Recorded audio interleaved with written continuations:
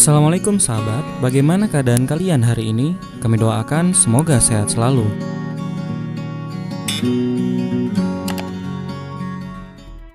Resesi merupakan siklus ekonomi yang selalu terjadi. Masih segar dalam ingatan berbagai negara termasuk Indonesia, bahkan Jerman masuk ke dalam jurang resesi pada tahun 2020 karena pandemi COVID-19. Resesi sebelumnya juga terjadi di tahun 2008, di mana housing bubble di Amerika Serikat mengakibatkan perusahaan investasi terbesar di dunia, Lehman Brothers, bangkrut. Asia Tenggara sendiri pernah mengalami keterpurukan ekonomi yang dimulai dari Thailand dan merembet ke Indonesia pada tahun 1997 sampai dengan 1999. Dan saat ini dunia juga tengah waspada. Hal ini dipicu dengan adanya perang antara Rusia dan Ukraina hingga pengetatan kebijakan moneter oleh Bank Sentral Amerika Serikat atau The Fed yang membuat jurang resesi semakin nyata. Resesi ekonomi terjadi saat suatu negara mengalami penurunan angka produk domestik bruto selama lebih dari 2 kuartal dalam setahun, mengakibatkan pertumbuhan ekonomi negatif.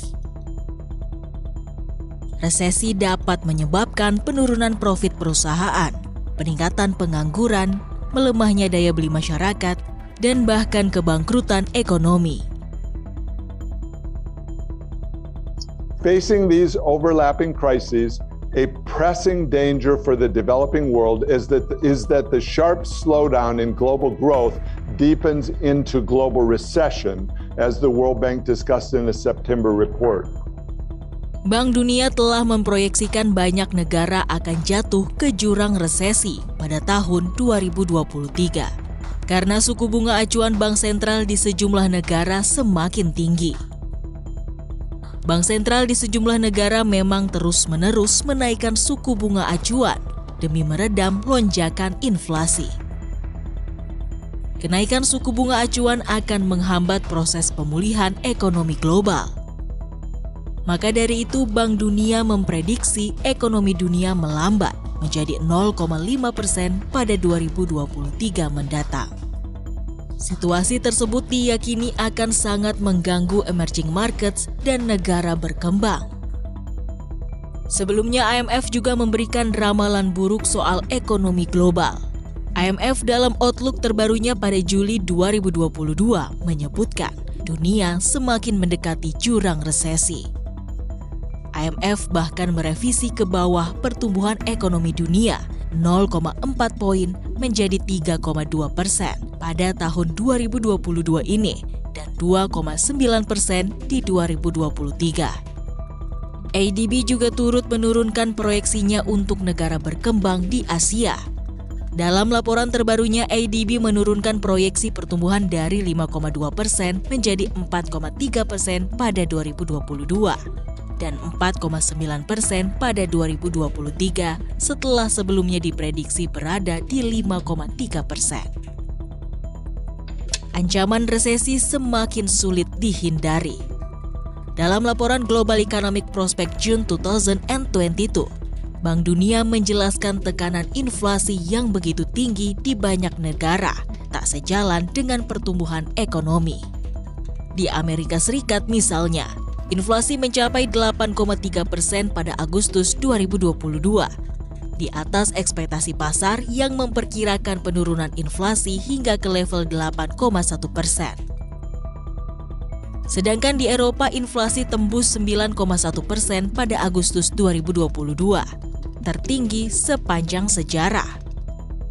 Lonjakan inflasi di Eropa terjadi karena harga energi melonjak 38,3% pada Agustus 2022. Sementara di Indonesia, inflasi pada periode September mencapai 1,17% secara bulanan, menjadi yang tertinggi sejak 2014 terakhir. Dengan demikian, inflasi secara tahunan menembus 5,95%. Secara lebih rinci, inflasi yang melonjak ini didorong oleh kenaikan harga BBM, antara lain Pertalite, Solar, dan Pertamax pada awal September lalu oleh pemerintah. Adapun inflasi yang super tinggi masih terus menghantui sejumlah negara di dunia. Keadaan ini sendiri disebabkan beberapa hal, yakni pemulihan ekonomi global pasca pandemi COVID-19 dan juga perang yang sedang berlangsung antara Rusia dan Ukraina. Akibatnya, beberapa negara bahkan mencatatkan inflasi hingga di atas 100% secara tahunan.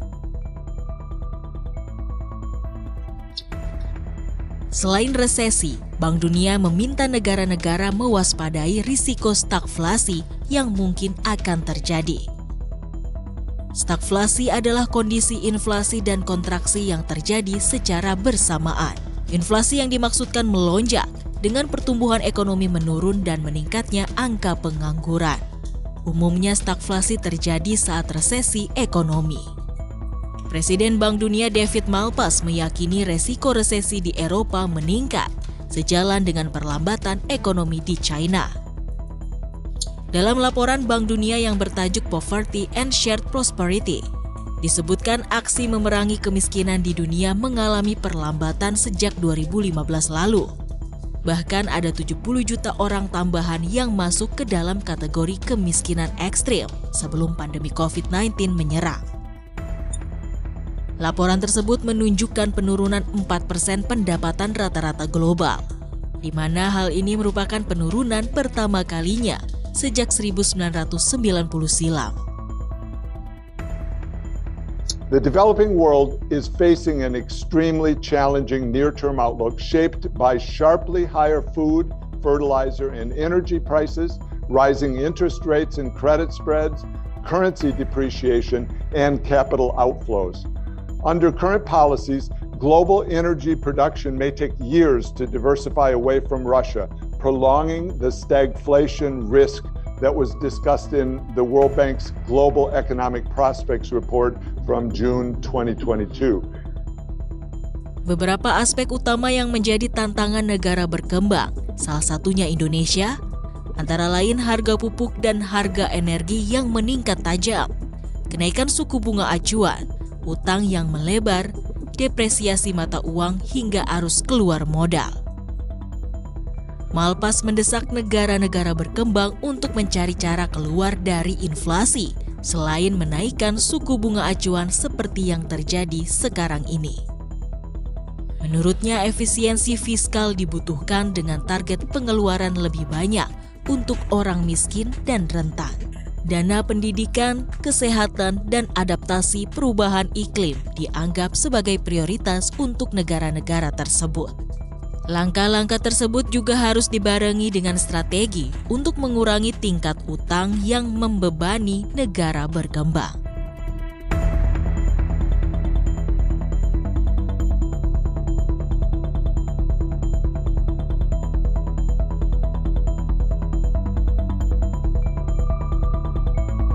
Masih banyak topik yang akan kita bahas. Silakan subscribe channel kami agar kita bisa lebih dekat dan bersama membahas berbagai topik menarik lainnya. Like bila Anda suka dan unlike saja bila Anda tidak suka dengan video seperti ini. Terima kasih telah menonton dan sampai jumpa.